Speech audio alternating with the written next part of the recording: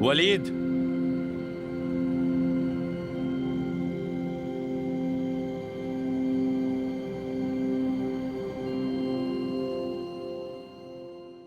انتبه!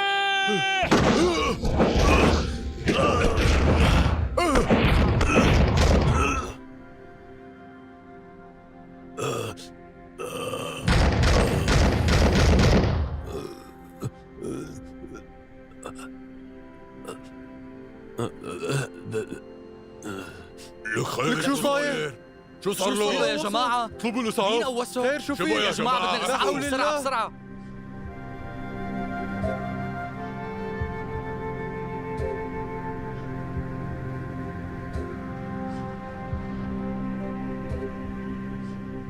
تمت المهمة، شوفك بعدين.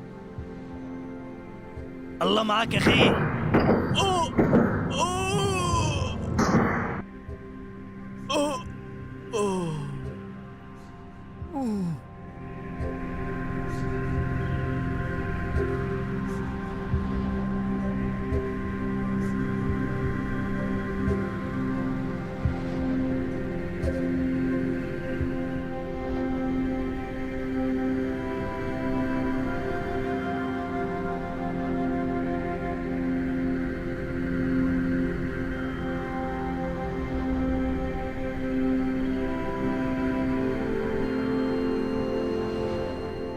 انتبهوا على مهلكم شوي شوي. هاتوا عنك.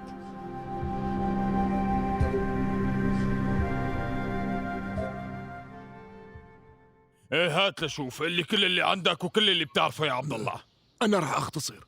رح أقول لك أول شيء أهم معلومة. يوسف أخوه لمهران وواحد من رفقات زياد المقربين راح وطلب أخته لزياد الأرملة، بس هي رفضت الفكرة من أساسها.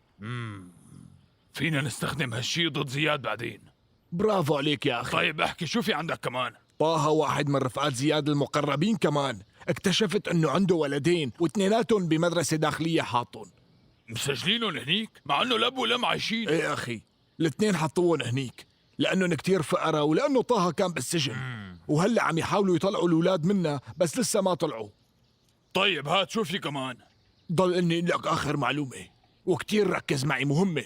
بتعرف انه علاقة زياد كتير قوية مع مجتمع باساك؟ ايه، وبتعرف سبب هالعلاقة؟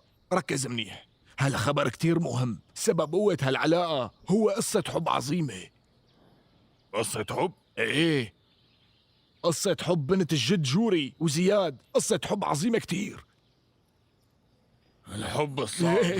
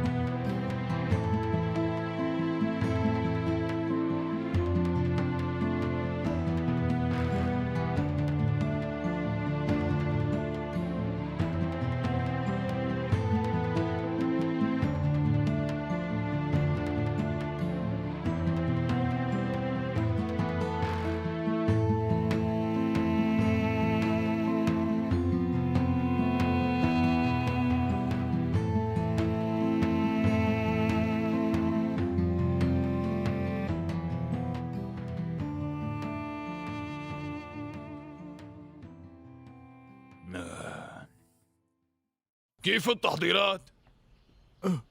كله تمام يا شباب؟ كله تمام أخي. ما راح اجيب سيرة شي قدام سعدو، راح نتصرف على اساس انا ما بعرف شي، ماشي؟ سعدو جاي. تعا يا اخي سعدو، تعا تعا يا وحش يا غالي، تعا خود مني هالكلمة، إذا ما بخلي الدنيا كلها تسمع بعرسك ما بيكون اسمي شكور. شو عم تحكي يا أخي؟ أي عرس هاد؟ وكيف بدها تسمع فينا كل الدنيا؟ العرس اللي عم تقول عنه بدها تسمع فيه كل الدنيا، ناقصه عروس يا أخي. بس عم تحكي كأنك لقيت عروس لإلي. سمعانه شو عم يحكي؟ معليش ما بيعرف شو عم يحكي. قال عروس، قال لازم ناخد أحسن عروس لتسمع الدنيا، مو المهم تكون عروس وخلاص. مفكر الموضوع مزح؟ الموضوع جدي ومو شو ما كان. هي بتكون حفيدة واحد من الأعضاء ومن عيلة مرتبة. فهمان الموضوع غلط، مو أنت اللي بتقرر عبد الله، العالم هن اللي بيقرروا. ايه أكيد هن اللي بيقرروا، بس فهم علي، البنت مرتبة وبتستاهل العذاب. لا يكون بدك إياها تجيك على صحن من ذهب يعني. لازم تتعذب يا حبيبي. تفكيرك أنت غلط يا سعدو، لازم تفكر مثل عبد الله، ولا بتروح عليك وبتضلك مكانك. يلا خلينا نروح يا عبد الله، امشي. برافو عليك، ما بتروح وايدك فاضية، وخصوصا انه هي اول روحة لإلك. عندك شك يا أخي؟ بأمري رحت وإيدي فاضية؟ توصونا بشي هلا، أنا رايح بخاطرك. الله معك يا أخي، الله يوفقكم. يا أخي شكرا. الله معكم.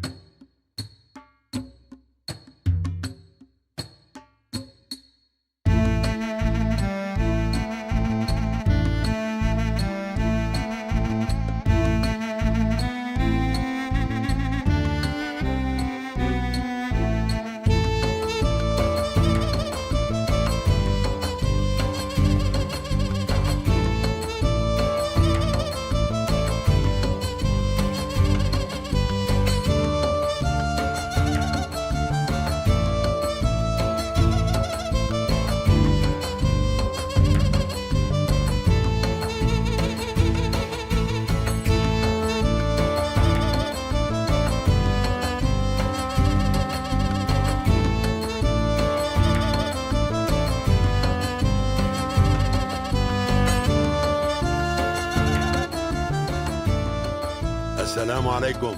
وعليكم السلام. تفضلوا تفضلوا.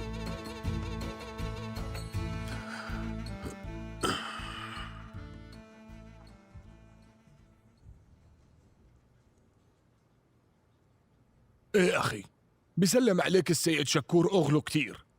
بتعرف عمل شغلات لضيعته اللي خلق فيها وما قصر بشي لا قبل ولا هلا. هو اللي بده إياه إنه يخدم أهل الضيعة ويلبي حاجات ومتطلبات الكل.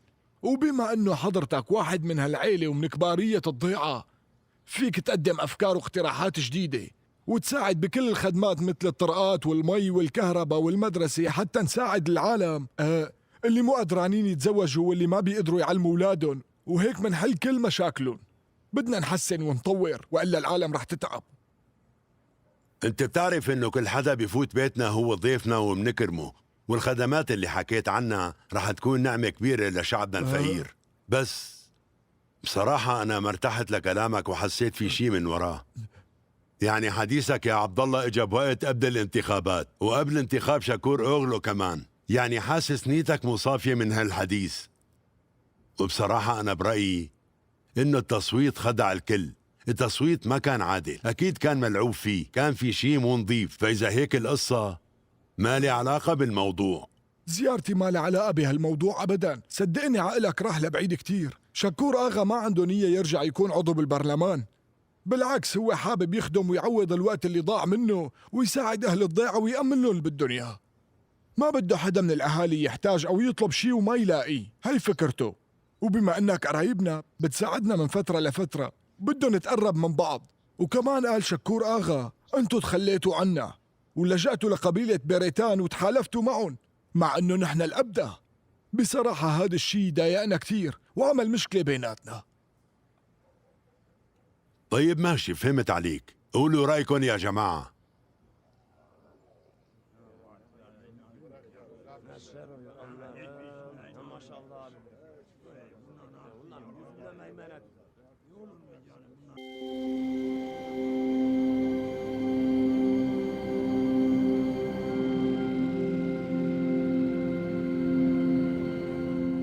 هذا القاتل اللي اسمه وليد كان من عصابة إسماعيل أغلو. بعد ما ترك العصابة رجعوا وظفوه مرة تانية. ما فينا نتأكد من القصة. انت هلأ بموقف كتير صعب يا زلمة، يمكن يكون له علاقة بالانتقام. كل شي وارد. طب مين ممكن يكون قتله لوليد؟ ما عم يخطر ببالي غير أفراد العصابة. أكيد مو شبحي اللي قتله، هذا المنطق. هذا بيعني إنه أكيد لهم علاقة وهالشي مفيد إلنا. وما تنسى إنه طلبوا من وليد يقتلني، حاول ينفذ لهم اللي طلبوه بس ما قدر. مو برأيك منطقية يقتلوه؟ ما بعرف، أنا هيك رأيي. بس في حلقة مفقودة بالقصة، ما رح نقدر نعرفها غير من وليد. متأكد إنه عايش؟ كان عايش لما تركته. علي شير أخده على المشفى، بس وضعه كتير صعب. حتى لو عاش ما رح يقدر يحكي لأيام أو يمكن أسابيع. بس العصابة أكيد رح يخافوا يحكي شي كلمة، فرح يحاولوا يقتلوه بالمشفى. يعني قصدي ما عنا حل لنمسك العصابة غير بالمشفى. إجا يوسف، خلونا نطالع الرئيس من هنيك.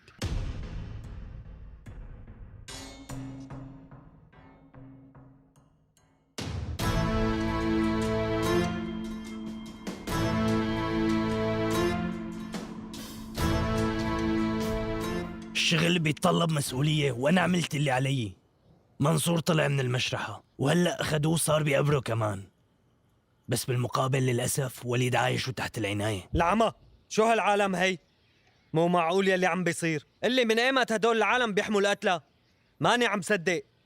قال شو بيروح القاتل ليقتله للشاب، بيقوم الشاب بينقذ حياة القاتل. هي لسه بعمرها ما صارت. من وين طلع لي زياد؟ أنا بعرف منيح زياد، ممكن يكون هذا فخ. ما لازم نبلع الطعم مثل السمكة. ليكون قصدك بدك يانا نروح على المشفى؟ المشفى مكان عام، خلينا نفكر بشي تاني. ما بيهمني هالحكي. وليد ما لازم يحكي كلمة، إذا حكى رح يصير الموضوع أكبر من الشرطة. وليد ما حدا رح يسكته إلا هالزلمة هاد، وبسكت زياد كمان.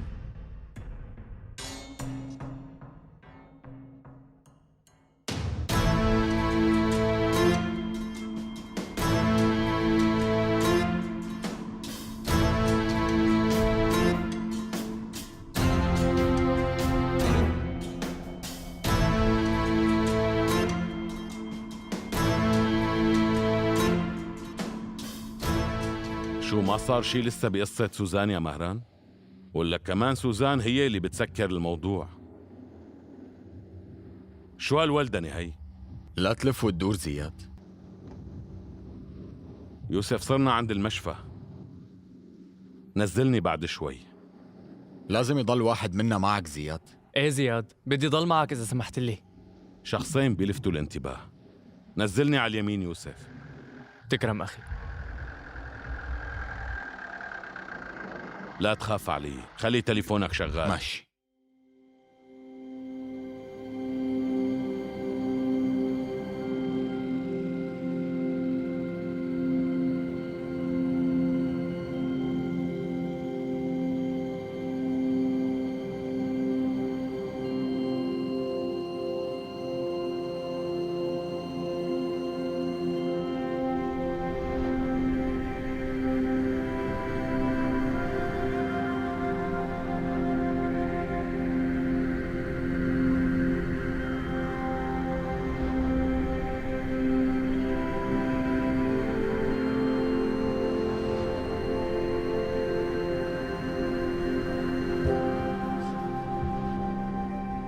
طمني كيف الوضع؟ مرحبا.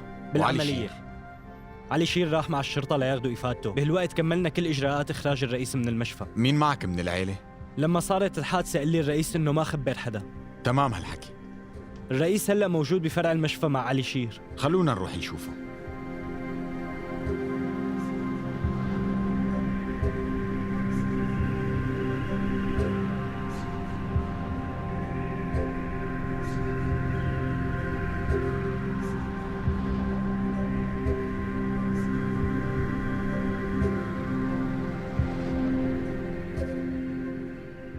اقرأ آخر شي كتبته. علي شير ديرجان من عائلة الحاج علي كان شاهد على إطلاق النار على السيد وليد، وقال إنه قدم إفادته السابقة من ذاته بدون ما يكون عليه أي ضغوط.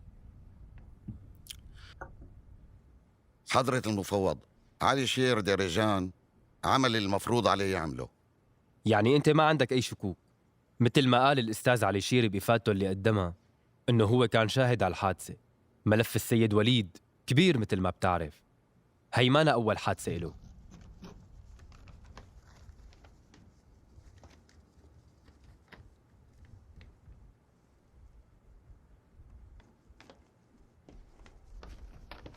ممكن توقع أستاذ علي؟ أكيد.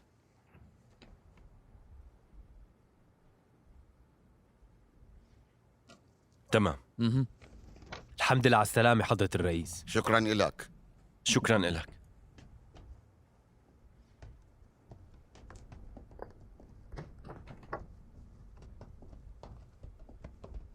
الحمد لله على السلامة حضرة الله الرئيس. يسلمك. الحمد لله على شكرا السلامة. الحمد لله على السلامة. الحمد لله على سلامتك علي شير. علي شير قدم إفادته. شو مشان زياد؟ عم يشوف المشتبه فيه. مهران، اسمع شو بدي اقول لك ونفذه. انا حابب بعد كل شي صار انه ادفع كل تكاليف المشفى. انا هيك بدي. جيبوا لي الفاتوره. تكرم يا رئيس، كل عمرنا بنشتغل ضد الشر، نحن منضل احسن منهم. شباب انتوا لا كتير تاكلوا همه لهداك. اللي في شي بقدر اعمله يا مهران؟ لا طمن رح يعيش، بس حابب اسألك سؤال، مين هدول اللي عم يلاحقون زياد؟ لا تشغل بالك بزياد، هو بيعرف شو عم يعمل. خلونا نمشي، قلت لكم لا تشغلوا بالكم. حاضر يا رئيس، خلينا نطالعك من هون.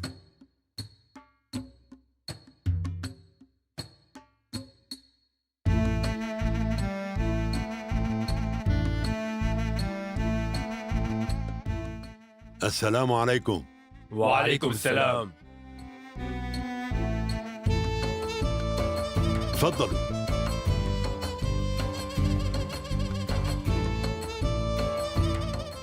أهلين فيكم يا جماعة، نورتونا. إيه أخي جميل، بعرف ضيعتك قريبة من ضيعتنا. قلي ليش ما عم نشوفك بضيعتنا؟ لازم يصير مناسبة حتى تيجي وتزورنا. حضرة الزعيم، أنت بتعرف ليش جايين؟ نحن جايين نطلب طلب، بدنا نطلب إيد بنتك لابننا علي على سنة الله ورسوله، وطمعانين بموافقتك. إلنا الشرف. وكمان يا زعيم، بصراحة كرمال هذا الشيء بالذات إجا أخي على البلد هالسنة. برافو عليك يا جميل، انبسطت كثير من كلامك. وكمان اللي صار كثير منيح إنه حسن رجع على ضيعته. طلعوا لبرا يا أولاد لنقدر نحكي براحتنا ونعرف نتفاهم.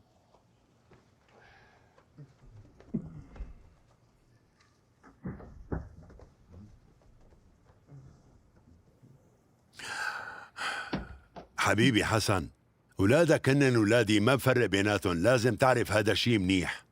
القصة مانا سهلة يا حسن، وأنا حاكي لكم هالشي 1000 مرة من قبل. هاي القصة قصة قبول أو رفض. حياة أولادنا على المحك، وأي قرار بيغير لهم حياتهم كلها. لهيك هنن لحالهم بيقرروا. زعيم جبرائيل، لا تفكرنا بعاد عنكن. نحن قراب أكثر من ما بتتخيل، صدقني. وإذا نحن اليوم هون، كون متأكد إنه إجينا لنجدد روابط القرابة. وانتوا تأكدوا انه انا ماني ضد هذا الكلام، وكتير بشجع وبتمنى انه نزيد روابط القرابة بيناتنا. بس بخصوص هذا الموضوع بالذات انا حكيت فيه مع اخي جميل من قبل، وحكيت مع الجماعة اكتر من مرة. ايه مزبوط انه جوري بنتي، بس قولولي من عصر اجدادنا لليوم امتى صارت شي مرة وجبرنا البنت على الزواج؟ بعمرها ما صارت. ما في حدا بيغصب بنت من العشيرة تتجوز شخص بدون موافقتها أو بدون رضاها. بتمنى تتفهموا موقفي. صاحبة الرأي جوري وبس. كأنك سكرت بابك بوشنا يا زعيم. بابنا على طول مفتوح يا جميل. إذا بتحبوا اتركوا القصة للوقت.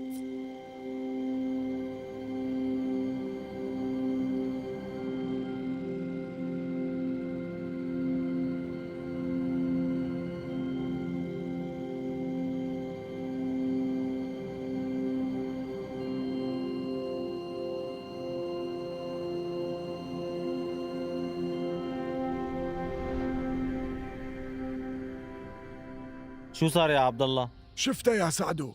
شو بدي اقول لك، حوريه ولا ملاك؟ اي والله نورت القعده كلها لما طلت علينا. لهيك اسمع منيح شو رح لك، قبل ما نتاكد انه الامور تمام اوعى تفكر تروح تشوف البنت، والا رح تحبها من اول نظره.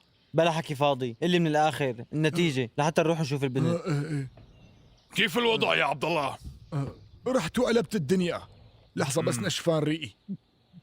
لا لينت راس الكل. أخي شكور قال لي روح اطلب البنت، وعبد الله حط إيده بالقصة. معقول ما تتم الأمور يعني؟ أعطينا الزبدة يا عبد الله. يا أخي شو هي شغلة بتشتريها من الدكان؟ الباب مفتوح إلك، وعبد الله خلص ذبح الأضاحي، والجماعة بدهم إياك أغا، بدهم يشوفوا سعده. وإذا إجت هالبنت على البيت ككني رح تنوره مثل الشمس، وبتشوف وقتها كيف رح يتجاكر الصديق قبل العدو.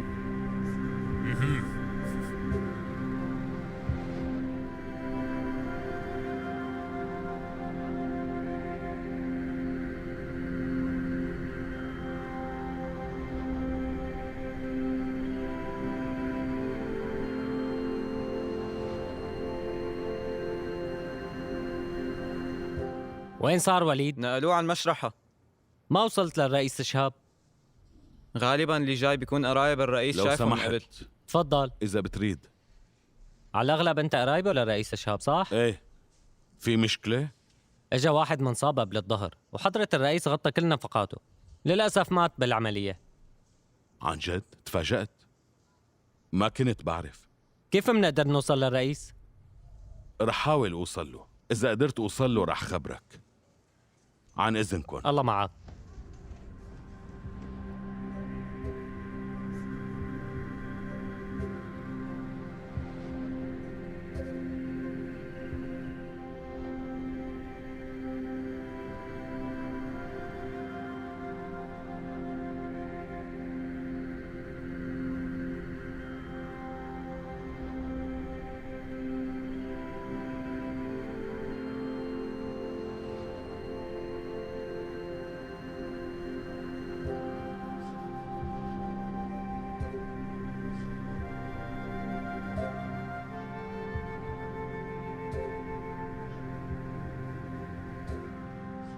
بدي أسأل عن وضع مريض. شو اسم المريض؟ اسمه وليد. ايوه هلا كنا عم نحكي عنه. مع الاسف مات بالعمليه، الله يرحمه. وما قدرنا نوصل للرئيس. الرئيس؟ ايه الرئيس، أنا بوصل له. وين أخذوا المرحوم؟ اخذوه على المشرحه.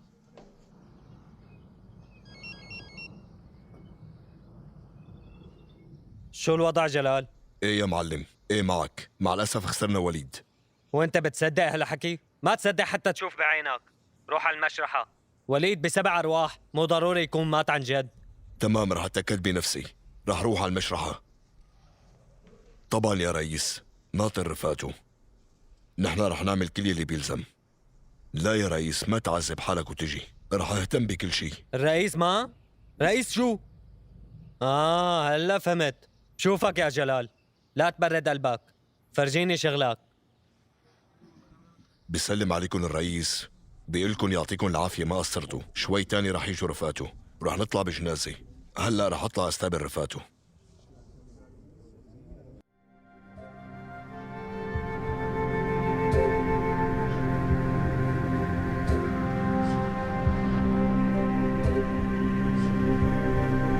اللي بدنا اياه صار. ممتاز، هيك نحن ارتحنا منه. بتمنى ما يكون حكى شيء قبل ما يموت. وضعه ما كان بيسمح له يا سليمان. ايه، من لما فات الرجال على المشفى وهو بيطلع من عملية بفوت على الثانية. ومع هيك لازم ناخد احتياطاتنا. الأفضل نضل مفتحين عيوننا. شو هاد؟ كأنك خايف؟ انت شو يلي عم بيصير معك يا سليمان؟ أنا ساعة بشوفك بصف شكور، وساعة بشوفك كمان بصفي، وساعة بصف مدري مين. اللي شو عم بيصير لعلاك؟ أنا ثقتي فيك بعمرها ما انهزت، بلاها لهالأفكار السوداء. شو اتفقنا هلأ؟ ماشي، بشوفك محمود. الله معك يا سليمان. يلا نمشي.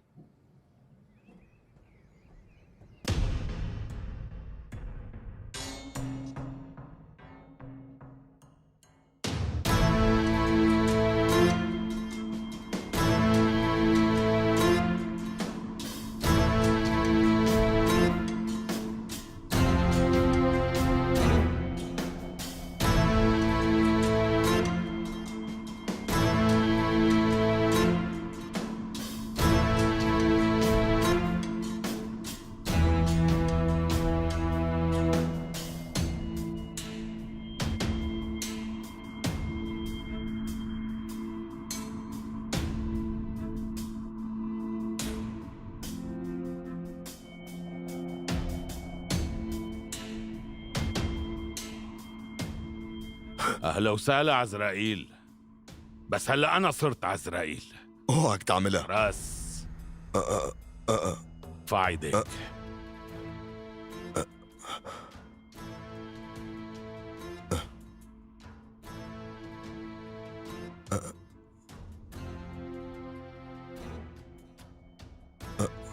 اعترف ولا مين اللي بعتك؟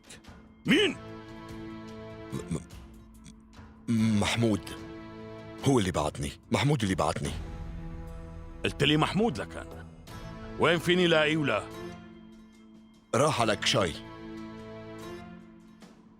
امتى المباراة؟ مسا المباراة يا اغا. غلطت كتير. فينا نحل الموضوع؟ خلاص مو غلطتي يا اغا. قلت لك خلاص. انت النسخة الثانية من وليد. تحمل نتيجة غلطك. وهلأ صف جنب وليد. يلا خلينا نتفاهم يا اغا. على شو نتفاهم؟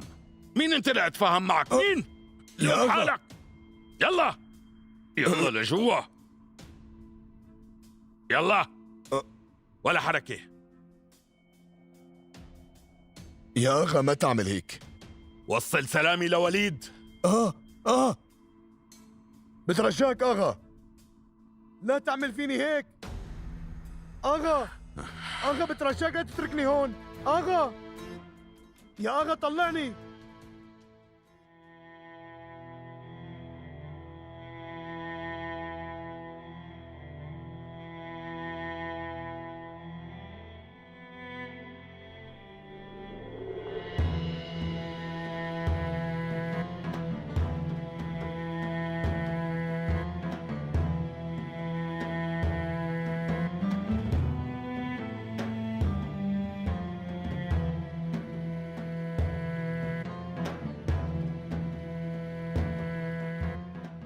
خلي الفارة تروح.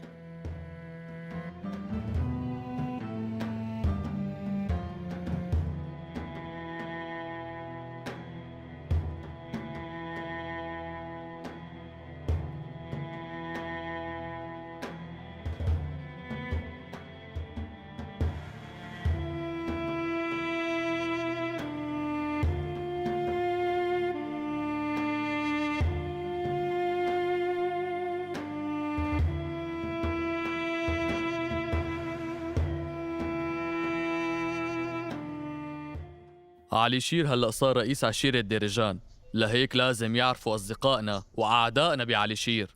طبعا مو بس قصدي بالهضاب وبالضياع، كمان بالمدينة والأحزاب السياسية وأركان الدولة كمان، كلهم لازم يعرفوا بعلي شير، وكمان لازم نقدمه ضمن فعالياتنا المادية والمعنوية. طيب بس أنا بدي أسأل سؤال، ما استمرت المساعدات للفقراء بالمدن بعهد الحاج علي الله يرحمه؟ إذا بدك قدم طلب للحاكم، وحفلة الطهور اللي رح نعملها بمهرجان المشمش هالسنة نحن فينا نعملها للحفلة ونتحمل كل مصاريفها. ايه بس يا ابني الموضوع ما بينقضى هيك. بصراحة أنا شايف بهي الطريقة الصدقة عم تتحول لاستعراض. هذا ما له ذنب يا شيخنا. إذا الصدقة كانت من القلب وطلعت عن جد من ضمير الإنسان وكانت بمكانها، وإذا كان إعلان الصدقة نافع ورح يفيد العالم فما في مشكلة، وكمان رح يكون إعلان هالشي خدمة لتقديمكم الخير للمجتمع كله، وممكن يفتح الطريق قدام علي شير حتى يلتقي بكل الأطراف.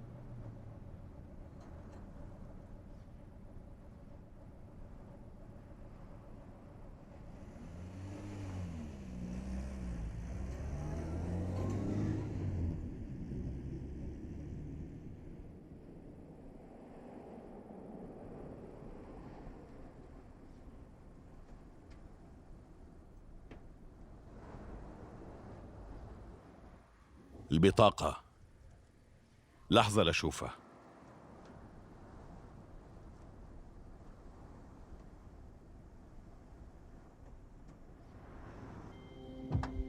يا أليم محمود أفندي، بظن إنه ما التقينا من قبل، بس رستم مو غريب عني، مو هيك رستم؟ ايه يا اغا، السلاح ماله ملقم، انا معك يا اغا. يا كلب، رح تندم على يلي عملته. ولا حرف، نزل يلا رستم ساوي شغلك.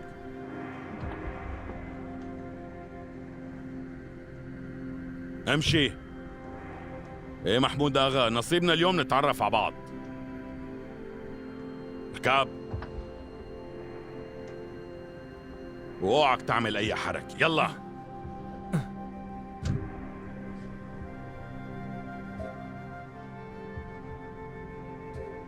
امشي بسرعة. موجه السلاح بطريقة غلط، انا بصفك اغا. محتال، ما رح سامحك ابدا. امشي امشي.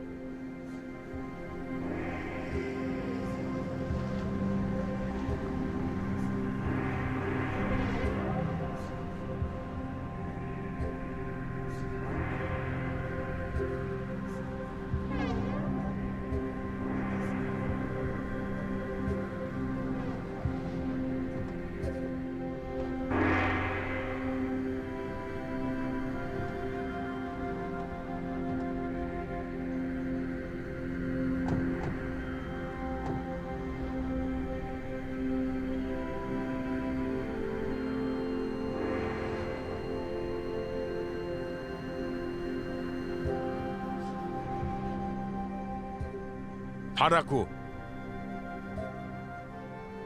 يلا بسرعة، يلا.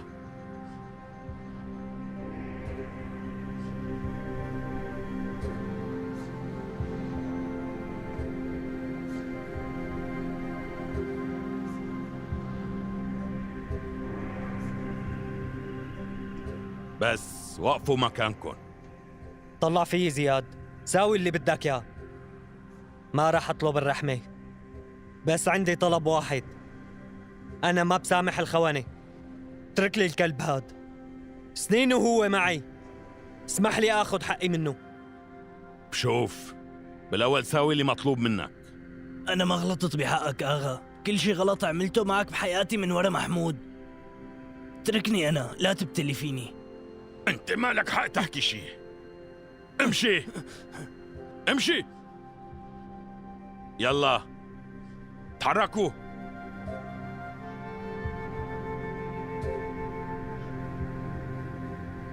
شبكون قطعت المي طريقكم، يلا كملوا، انزلوا يلا انزلوا، امشوا اسرع بسرعة.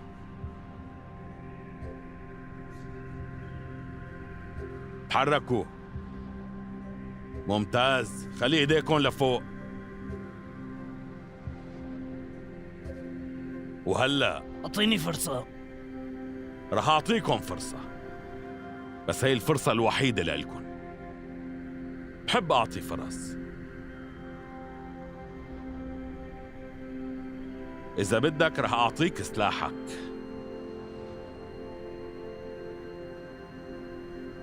اسمعوا،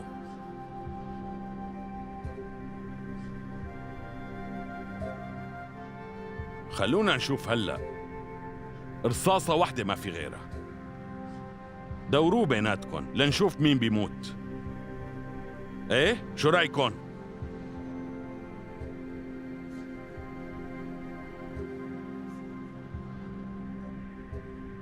خود رستم، مسك.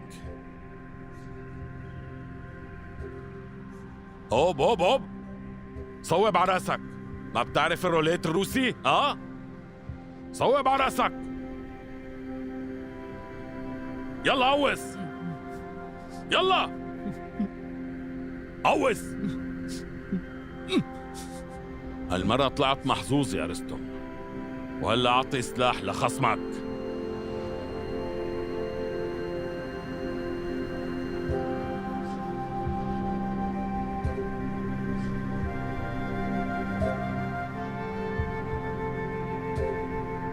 خصمي ما طلعت خصمي بالاخير يا واطي. محمود بابي خاصم كلب مثلك، ما بقبلك كلب عبابي حتى. لا تقوس، لا تخليه زياد اخا، لا تخليه.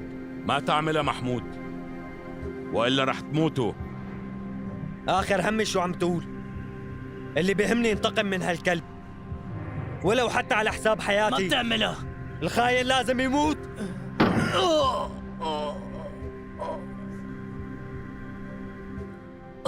كسرت القاعدة يا محمود.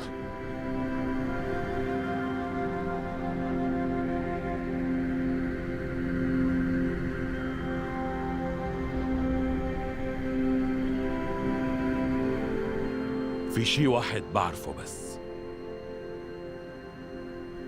إنه الخيانة بتحاسب الخاين. لمشاهدة المزيد من الحلقات لا تنسى الاشتراك بقناتنا وتفعيل زر الجرس.